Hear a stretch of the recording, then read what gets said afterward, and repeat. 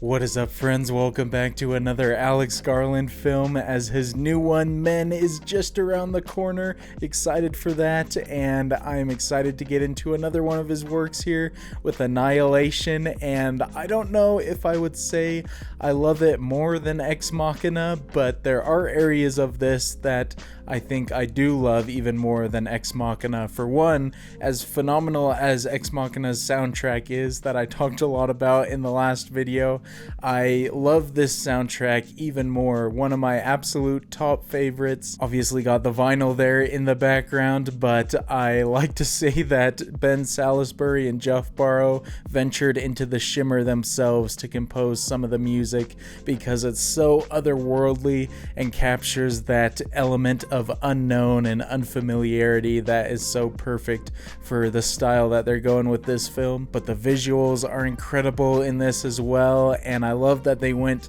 more towards horror, pure horror aspects with it, because as a massive horror fan myself, always love finding some especially great cosmic horror stuff, which this is, and so really looking forward to revisiting this in further preparation for Men, and so hopefully you enjoy watching along with me for it. If you do, definitely consider leaving a thumbs up, helps the video out, and of course the full-length commentary is available on Patreon, link for that in the description below, as well as the full-length commentary to Ex Machina. But without further ado, let's go ahead and jump into Annihilation. The main reason I'm specifically glad that Alex Garland is back with A24 for this new film, because he wasn't for this, is because Paramount absolutely butchered the release of Annihilation. Because outside of the US, if I remember correctly, they didn't even release it in any theaters. They just dumped it kind of silently on Netflix and other streaming platforms, which is such a shame, because this is definitely one to experience on the big screen. What did you eat?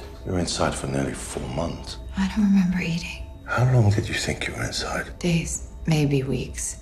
What happened to Josie Radek? Such an interesting choice to not only start out here, but to intercut to this throughout the film, because it kind of lets you know some of the events that transpire, but you don't know the full context till the end. I don't know. And what do you know?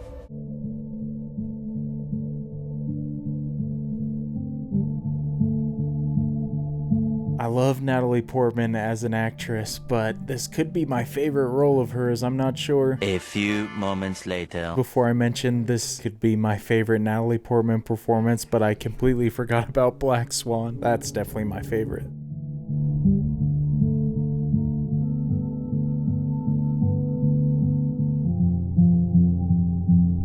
Interesting that we have two Lighthouse-centric films in a row. Obviously just watched The Lighthouse. Now this one's a very important part of this film. It is born from an existing cell. All cells were ultimately born from one cell, a single organism alone on planet Earth, about 4 billion years ago. And the cycle's just gonna start all over again. But speaking of the lighthouse, it's interesting that it crashes there, since lighthouses usually represent safety in the midst of darkness, and they're beckoning you in. This is where you come in. The cell we're looking at is from a tumor. We will be closely examining cancer cells in vitro and discussing autophagic activity. I love that as complicated and complex as Ex Machina is, Alex Garland with his next film didn't just go for something simple, he went for just as complex. Do you have plans Saturday? Sarah and I have a few people over, a garden party while the weather holds. I do have plans. It's been a year, Lena. It is not a betrayal or an insult to his memory. He says as he also is betraying his wife. At least that's who I assume Sarah is.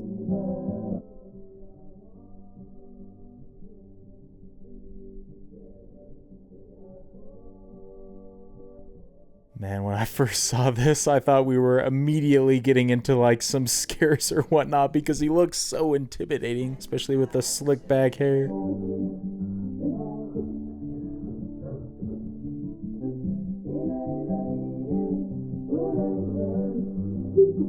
Unfortunately, he still is. That would be so shocking. Don't see him for a year, randomly turns up.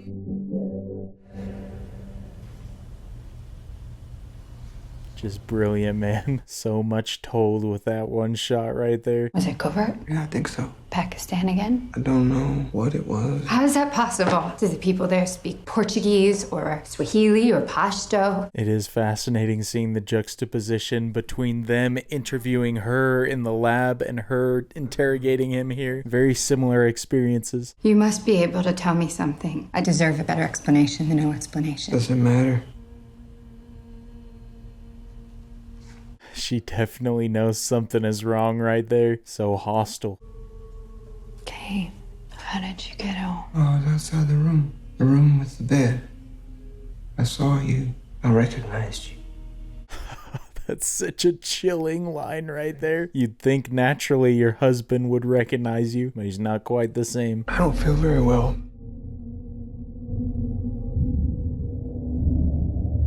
Everything about this soundtrack just sends shivers. And I've deliberately not looked at the cast list for men, besides I think Jesse Buckley's the star. I'd love if Oscar Isaac was in another one of his films.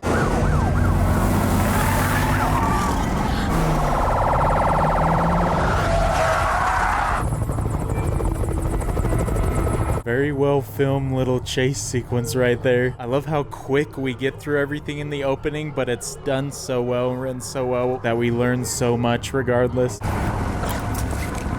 him go!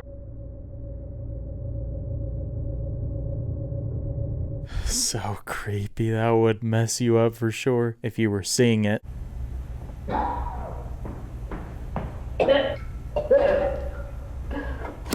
Mrs. Domergue showing up, who at the time I did not realize was Mrs. Domergue because I hadn't seen The Hateful Eight. She looks so much cleaner in this movie.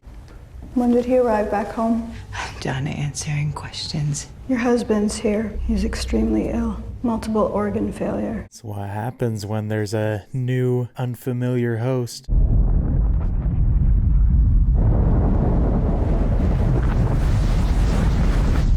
Such cool visuals, dude. I love how almost everything visually, especially once we get in the shimmer, is unlike anything I've seen in any other film. Looking at the moon. It's always so weird seeing it like that in the daylight. My God made a mistake. I'd take a cell, circumvent the Hayflick limit, could prevent senescence. I was about to make the exact same point. Nice. Garland at it again with the deep dialogue. We see aging as a natural process, but it's actually a fault in our genes. Without it, I could keep looking like this forever. Well, that could constitute a mistake. I can't remember if at this point he knew everything and was just hiding it, or if he found out later. You are disrespectful to your former comrades of the armed forces, but also to the president. You forgot the flag. Oh, I'm kidding. Oh, my hero. Screw you. Okay. Threw it all away, man. Love all the metaphors we get into in this about self-destruction. Obviously, it's not all clear yet. I'm Anya. Lena. Nice to meet you. Why don't you come and meet my crew? Come make friends. Man, you would never suspect her to end up being a bit of a problem. She's so friendly here. Yeah, that's Cassie Shepard and Josie Raddick. Hi. Nice to meet you. Do you want to have a seat? Thank you. Such a solid cast of actresses here, though. You all been here a long time? Only 2 months. I'm a physicist. I came straight from my Cambridge postdoc. She's very smart.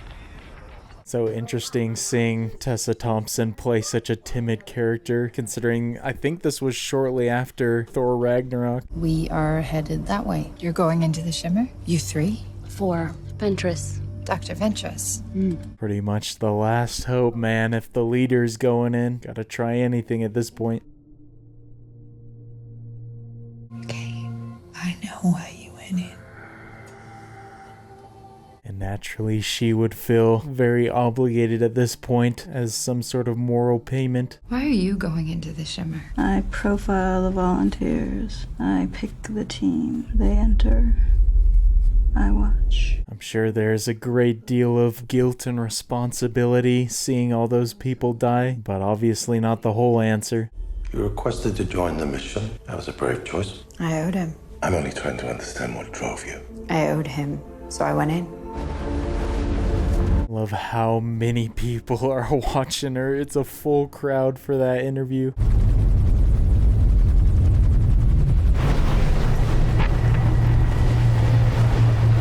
The effects also, besides just looking so unique and cool, blend flawlessly in pretty much every single scene, especially on the 4K disc.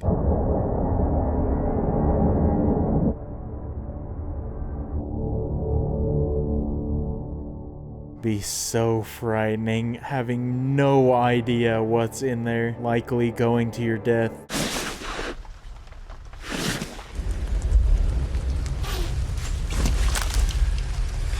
I mean, there's certainly worse places that you could be. The shimmer is very lush and green and vibrant. I'm a little disoriented. Join the club. You don't remember setting up camp, do you?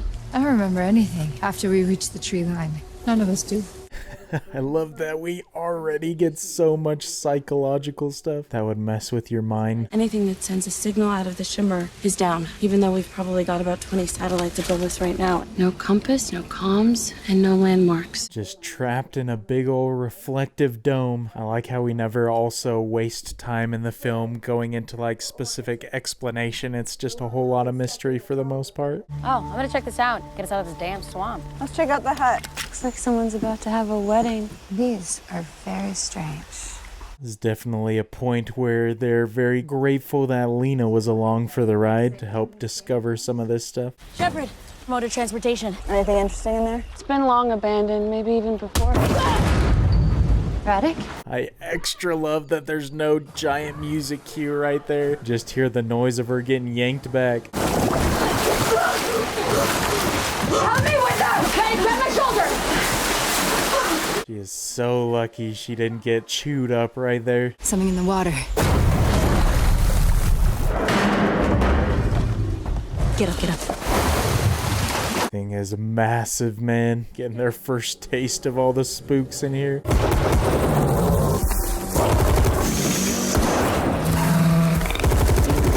Man, that thing looks so good as well. I know some shots they use some practical stuff, but the VFX looks great as well.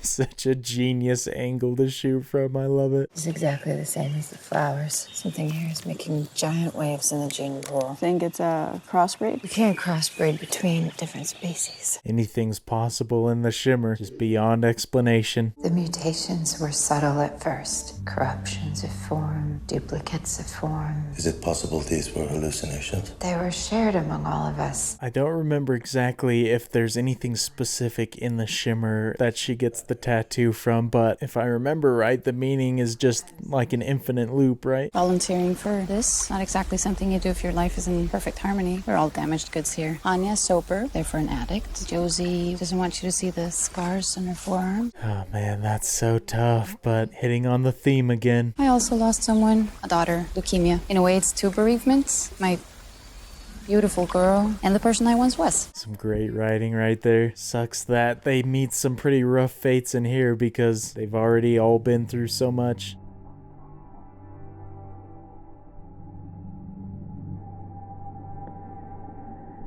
Coming up on one of my favorite scenes in any movie ever. And if I remember correctly, this is based off a book, right? Or a series of books, which is definitely something I might be interested in reading, but I feel like I would have a hard time understanding it. It's like they were using this room as their base of operations. I think that the Times by the names our guard wrote us, so if they were guarding the perimeter, we should too. You can't really do much to guard against whatever's out there since it's constantly changing, but it's a smart play. This might be able to tell us something. For those that follow, I believe that means us. Here we go, man. The scene that never fails to give me full chills. It's working.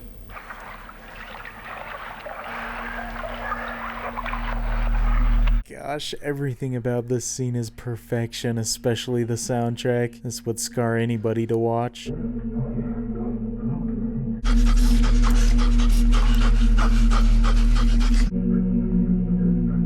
So haunting, bro. I love that we pan up and see his face, pan back down, he's still cutting. Makes it so believable.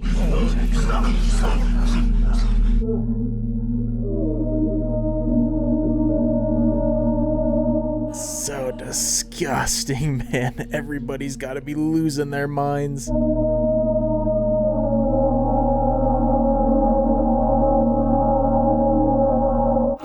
so we know what happened. My gosh. Even now, man, so many shivers. One of my favorite moments of horror ever. Every little aspect is so flawless. Especially Oscar Isaac's acting, because there's almost this disturbing jubilation in his eyes. And the way he washes his hand in the waters, like so playful as well. Definitely can't shout out that soundtrack enough.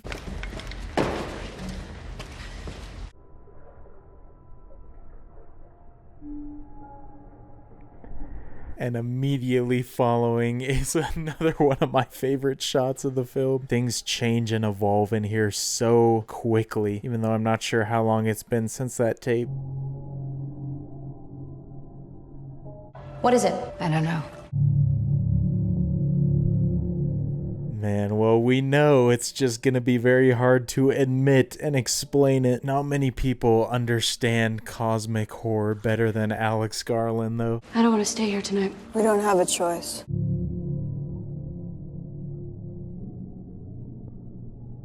Gotta feel for that poor dude. I can't even imagine what you would feel going through all those changes. Just unrecognizable at that point, which obviously is the biggest key in cosmic horror. I gotta leave a day early. Wait, today? But we had a whole day planned. Dang, that'd be so tough. Especially the circumstances that he's leaving under. I do love you, Lena. I love you too.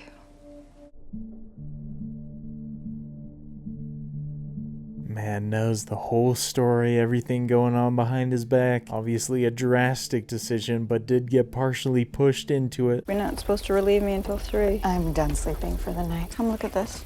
I think we should head there tomorrow. The fact that it's just pure darkness around him is so unsettling, especially considering the fact that the previous soldiers set up a guard. Gotta feel like something's out there. Why did my husband volunteer for a suicide mission? Is that what you think we're doing? As a psychologist, I'd say you're confusing suicide with self-destruction. Fantastic line right there, painting the theme very clear for all of us. We drink or we smoke. We destabilize the good job, the happy marriage, their impulses. Isn't self-destruction coded into us, programmed into each cell? Just like Ex Machina does such an incredible job with laying out these hard to understand concepts. You see anything? No.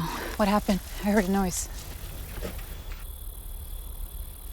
Oh man, so freaky. I would run so fast in the opposite direction. I can't see anything. Yeah, neither can I. Just a gargantuan beast, man. When I first saw this in the theater, I couldn't really see anything, which I think almost made it worse because my imagination was just running wild. Shepard! Shepard! No time to mourn, and immediately gotta move on. There's pretty much no good way to go in the Shimmer.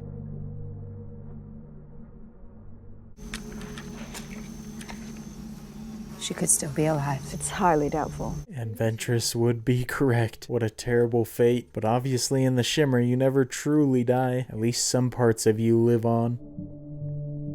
Man, what design. Every single scene is so drastically different than anything you would expect. And obviously talking about how it's based off a book before, I can imagine most people who read the book probably thought it was unfilmable.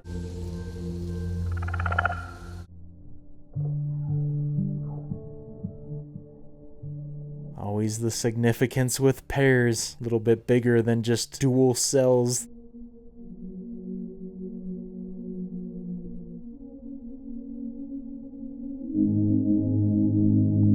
Poor woman, man, but such subtle foreshadowing with her neck being ripped out and her vocal box gone. The terror hasn't even begun.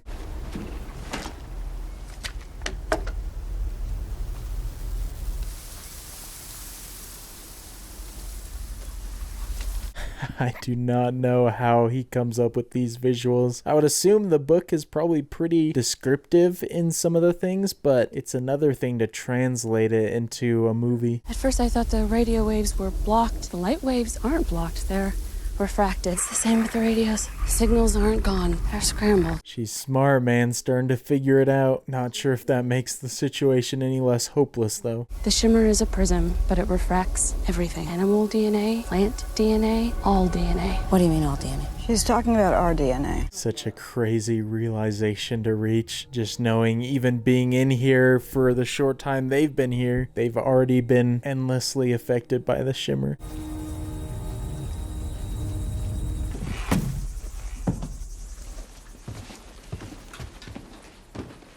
Now, I love that it never specifically says it, but this whole house right here is just a reflection of Lena and Kane's house, if I'm not mistaken. At least a majority of the structure and the layout. I guess this is a bedroom. Let's secure doors and windows.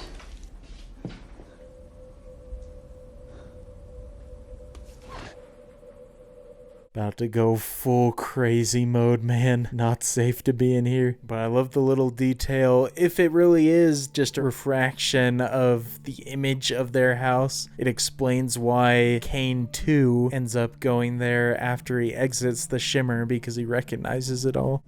This is a mistake. Okay. You spent more time away from your husband than with him. And there is a clear physical and intellectual connection between us. Man's just trying to justify it all. Both self-sabotaging their own lives, although Lena's more aware of it. You know, it's not me you hate. It's yourself. No, Dan, it's you too. It's never gonna happen again. Oh my gosh, man, that shot's terrifying. And he may have had some points that he was making right there, but definitely the wrong time for him to be saying that Lena hates herself.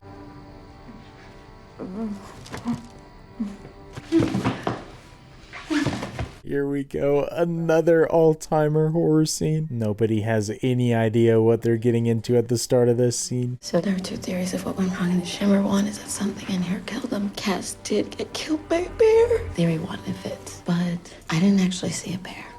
Insane. How could you not believe it? Thing was absolutely huge, even if it was dark. What we know is that Lena is alive. Did you kill Cass? This scene is already intense enough as it is, and he just turns it up to an 11. If I let you go and you tied me to a chair and cut me open, are my insides gonna move like my fingerprint? Such great line delivery. She is just as good as Natalie Portman in this, I think. She plays two different parts over the course of the film, pretty much.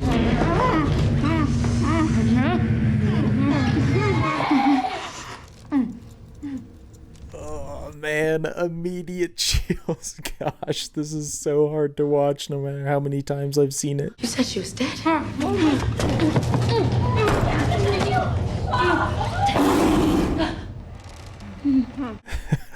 Oh man, there's your answer. It's not just Cass, some much worse.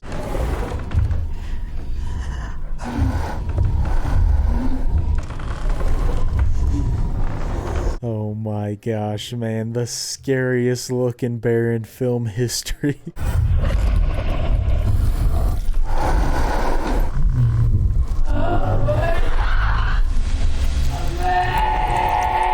Dude, one of the freakiest concepts ever executed. And it looks so good, too. I love how it's pretty much silent besides sounds in the scene and my heart beating.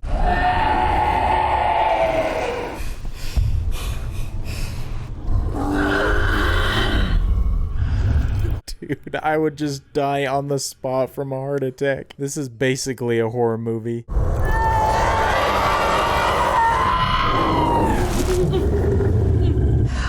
Stuff like that, the perfect example, but scenes like this make me want to see Alex Garland just do a full-on horror movie.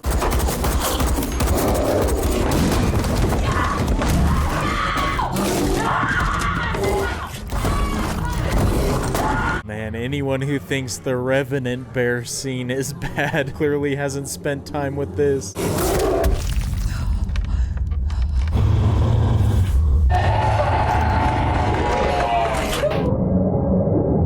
Oh gosh, dude, all this is so terrifying. I forgot how gruesome she dies.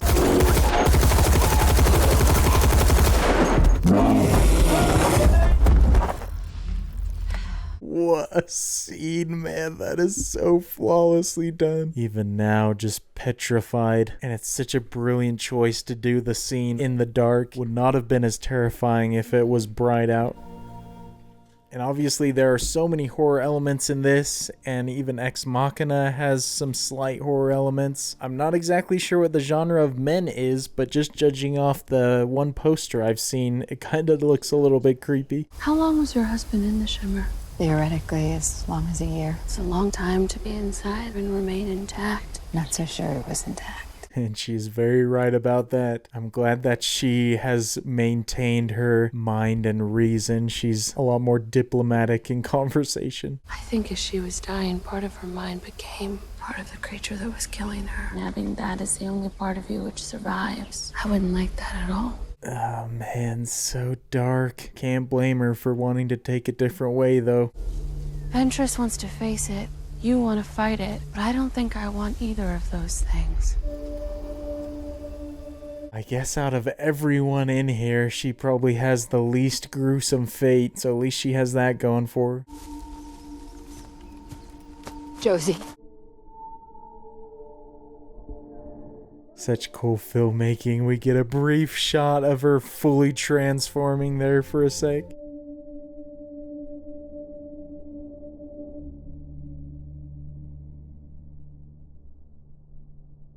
Great cut. Love that they're in the same part of the frame. With her being the only one to escape, they have probably got to be pretty suspicious of her.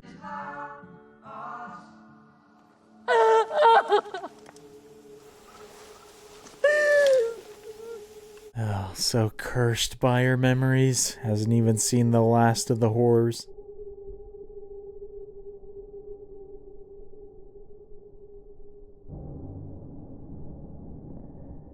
I love when we get moments like that that kind of mimic probably their experience, where all of a sudden we're just in a completely different location, not sure exactly how we got there.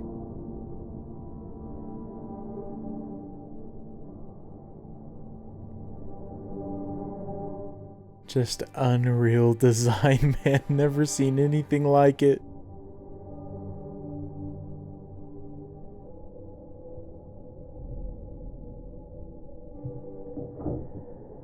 She is so brave, but at this point, after everything she's seen, gotta think that nothing will scare her at this point.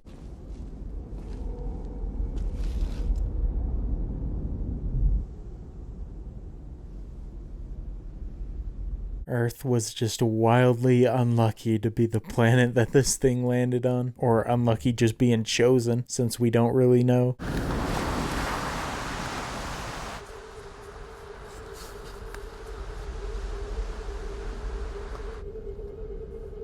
Man, this stuff especially just makes me want to see Alex Garland do a found footage movie, but I think part of the reason these work so well is because they're sparingly used.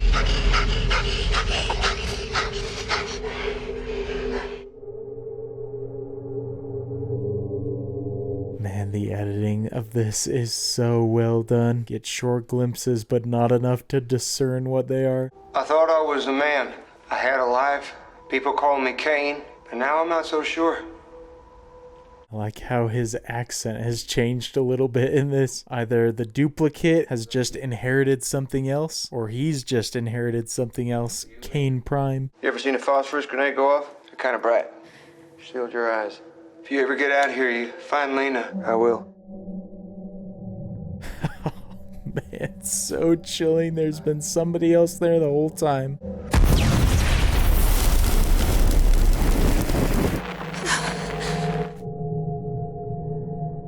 I'm so shocked she's able to watch all of that, but it's gotta be one of those things you can't look away.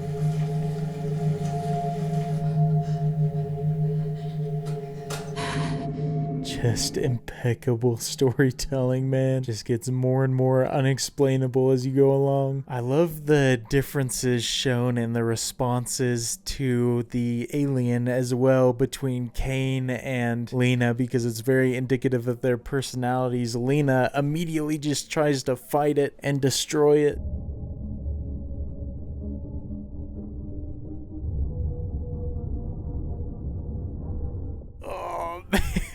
so horrifying, dude. Just that one shot. Some mad wrong happened to her. The last phase vanished into havoc, unfathomable mind. Dr. Ventures?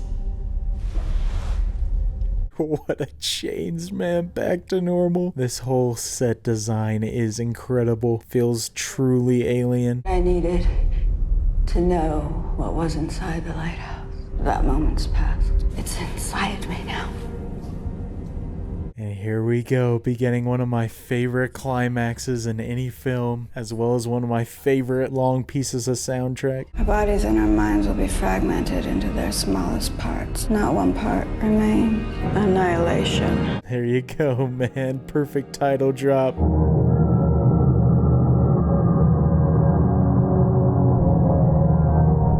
Just orgasmic sound, man. Or eargasmic, I guess is the proper word. So horrifying and beautiful at the same time.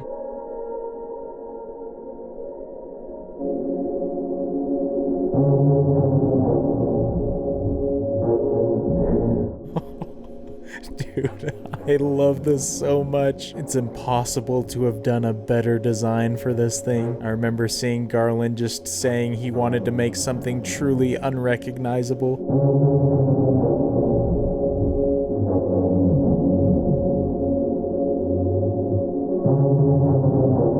Seeing all this with a theater screen and theater sound is one of my favorite experiences in the theater ever.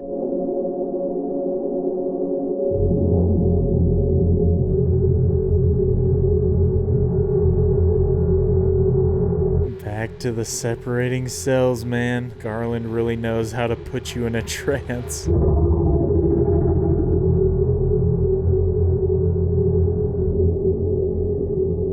I love that during this whole sequence as well. There's no dialogue. Lena is just shocked watching it.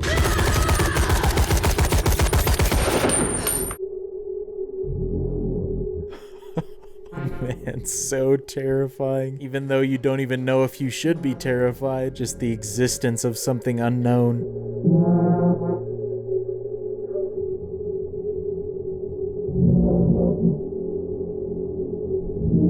I feel like Ben Salisbury and Joff Barrow had to just be inventing every sound we're hearing, because it doesn't sound like any instrument on Earth.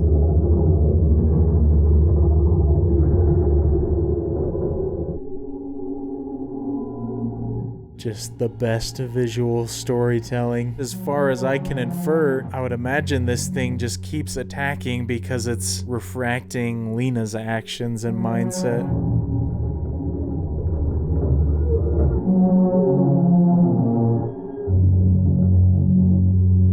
What a shot right there. Natalie Portman can do so much acting with just one eye.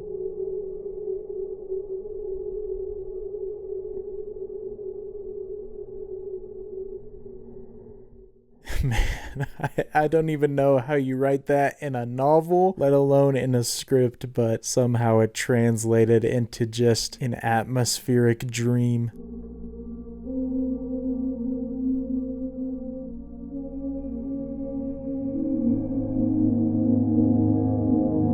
Amazing effects, but also looks very freaky when it's just half Lena.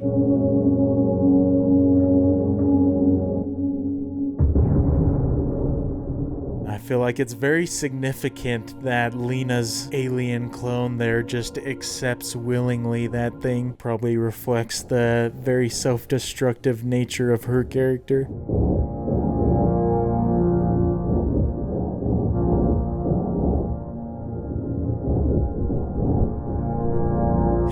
Just gorgeous stuff. But I mean, at this point, it didn't really matter which Lena exited this lighthouse, because the original Lena is already changed.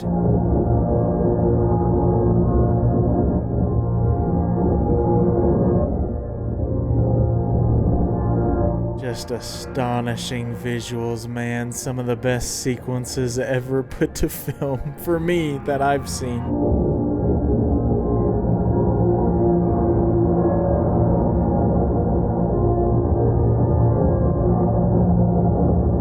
Just pure hypnotism, man. Couldn't believe what I was watching the first time and still endlessly captivated.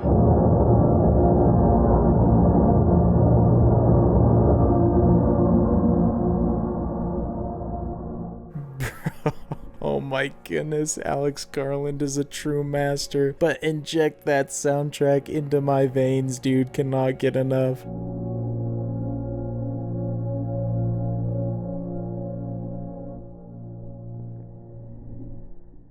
You would think it's all over at this point, but the annihilation actually has just begun. Can you describe its form? No, Was it carbon-based? I don't know. What did it want? I don't think it wanted anything. It attacked you. It mirrored me. There you go, man. Such genius writing to have no answer for these questions, which seems counterintuitive, but that's exactly what they should have done. It was changing everything. It was making something new. Making what? I don't know. If what you encountered was once alive, it seems it's now dead. That's what a foolish person would think, but it is alive and well in Lena.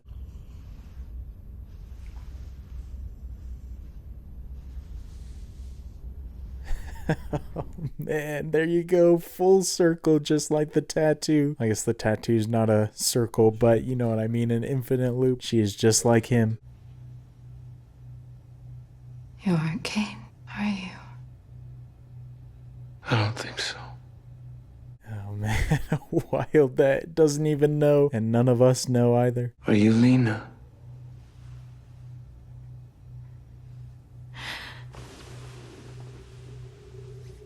Fantastic stuff, that realization hitting her. What great acting. Mission accomplished.